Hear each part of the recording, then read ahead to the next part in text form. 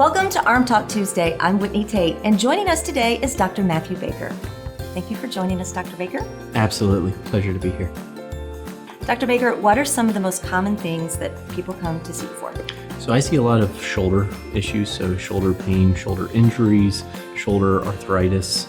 Probably one of the most common things people come for is shoulder pain related to rotator cuff tears. What is the rotator cuff? So the rotator cuff is a group of 4 tendons that start on the shoulder blade and attach to the top of the arm bone. These tendons allow the arm to move in space, and so the rotator cuff is the group of those tendons that function as a unit. Dr. Baker, what is a typical rotator cuff injury?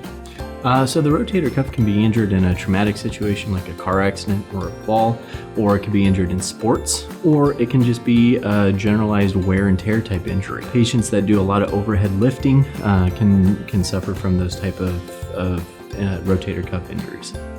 What are the typical treatments for rotator cuff injuries?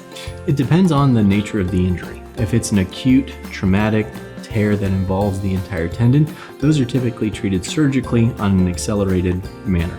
If it's more of a chronic, kind of slow progression wear and tear type injury, then those can be treated non-surgically with physical therapy, medications, what we call activity modification, or changing the way you do certain things. You could consider doing injections, whether it's steroid or PRP. So there's lots of non-surgical managements for those type of injuries as well.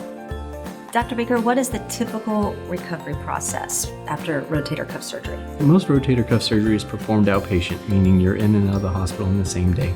We do protect the repair for a period of time, so we don't let you use the arm doing all things for probably about 6 weeks. Most patients return to full activities, sports, and those type of things within 6 to 9 months. A common question is how long can I not use my arm? And the answer to that is you can start using your arm for simple things, feeding yourself, within the first couple of weeks, but you're really needing to protect that repair for a long period of time. Dr. Baker, thank you so much for joining us today. Thank you. For more information on rotator cuff injuries and surgeries, visit SEHealth.org/shoulder.